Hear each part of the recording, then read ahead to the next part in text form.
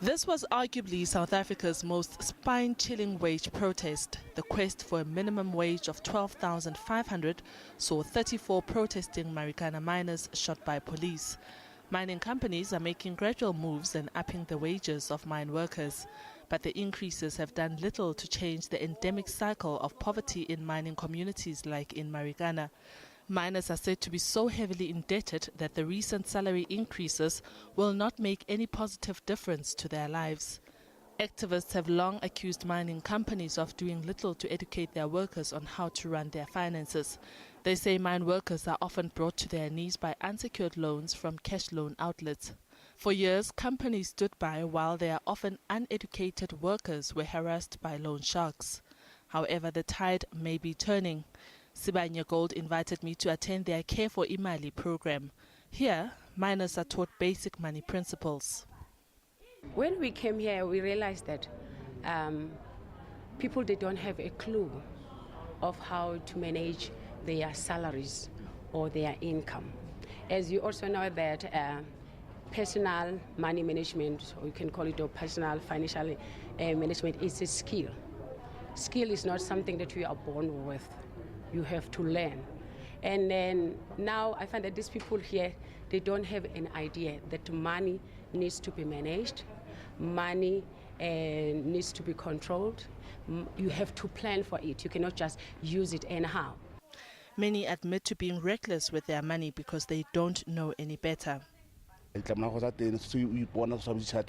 Because I didn't know how to use money properly, I often found myself at the mercy of loan sharks and in too much debt. I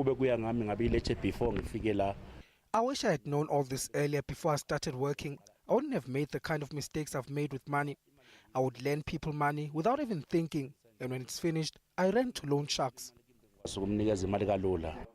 The class is conducted in a mixture of vernacular languages so that it's easy for them to understand.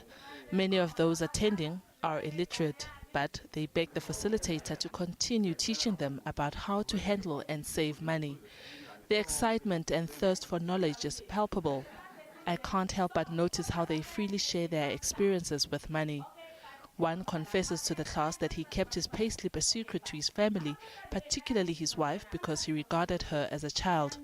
And once again, we are reminded of how decades-long apartheid labor system disrupted families and led to a generation of lost values.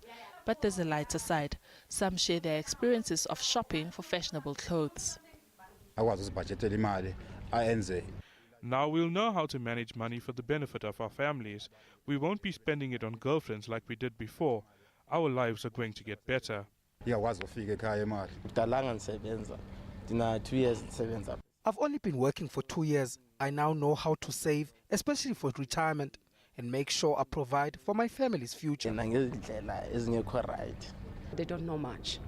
But before the end of the day, when you ask what is it you've learned, you find that there is a serious shift in the way they are doing things. They are managing their finances or their salaries. Because remember, most of the time people are working in the mine, they complain about the money not being enough, you understand? So ask yourself, okay, so how can you help this person to know that it's not exactly the amount of money that is important, it's how you spend your money. An investigation by the National Credit Regulator found that many microlenders were using illegal garnishee orders to claim money from workers.